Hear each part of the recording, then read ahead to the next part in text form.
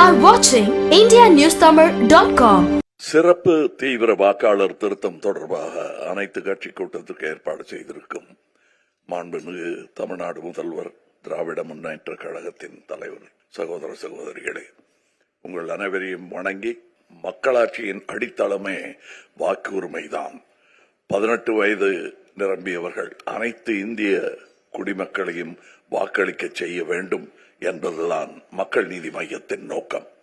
எனவே தகுதியுள்ள ஒருவரின் பெயர் கூட வாக்காளர் பட்டியலிலிருந்து விடுபட்டு விடக்கூடாது. வாக்காளர் பட்டியல் சரிபார்க்கப்பட வேண்டிய அவசியம்தான். ஆனால் சிறப்பு தீவிர வாக்காளர் திருத்தம் ஏன் இவ்வளவு அவசரமாக செயல்படுத்தப்படுகிறது? இந்த அவசரத்தினால்தான் பீகாரில் 65 லட்சம் வாக்காளர்களின் பெயர்கள் பட்டியலிலிருந்து நீக்கப்பட்டு அவர்கள் வாக்களிக்கும் உரிமையை இழந்துள்ளார்கள். தமிழ்நாடு, கேரளா, புதுச்சேரி, மேற்கு வங்கம் உள்ளிட்ட 12 மாநிலங்களிலும் மட்டுமே சிறப்பு தீவிர வாக்காளர் திருத்த பணிகளை மேற்கொள்வதன் உள்நோக்கம் உண்மையில் வாக்காளர் பட்டியலை சரி செய்வதா அல்லது வேறு ஏதேனும் உள்ளதா? இந்திய தேர்தல் ஆணையத்தின் மீதான நம்பிக்கை வரலாற்றில் இல்லாத அளவுக்கு குறைந்து விட்டது.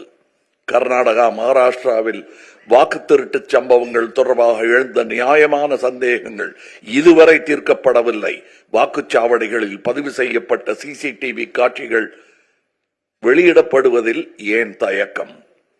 அலுவலர்கள் சென்றபோது வீட்டில் ஆளில்லை என்று கூறியோ, அபத்தமான காரணங்களை தெரிவித்தோ தகுதியுடைய ஒருவரின் பெயரை கூட பட்டியலிலிருந்து நீக்கிவிடக்கூடாது. சிறப்பு தீவிர திருத்த பணி வாக்காளர் பட்டியலில் உள்ள குறைகளை தீர்க்க வேண்டும். மேலும் புதிய பிரச்சனைகளை கொண்டு வந்து விடக்கூடாது. தேர்தல் ஆணையம் மீதான அவநம்பிக்கை ஜனநாயகத்திற்கு ஆபத்தானது. நடுநிலைமையுடன் செயல்படுகிறோம் என்பதை நிரூபிக்கும் பொறுப்பு தேர்தல் ஆணையத்திற்கு உள்ளது. எனவே அவசர கோலத்தில் சிறப்பு தீவிர வாக்காளர் திருத்த பணிகளை மேற்கொள்ளாமல் நிதானமாகவும் முழுமையாகவும் இப்பணியை 2026 தமிழ்நாடு சட்டமன்ற தேர்தல் முடிந்த பிறகு மேற்கொள்ள வேண்டும் என்பதே மக்கள் நீதி மையத்தின் நிலைப்பாடு. You are watching indianewstamil.com.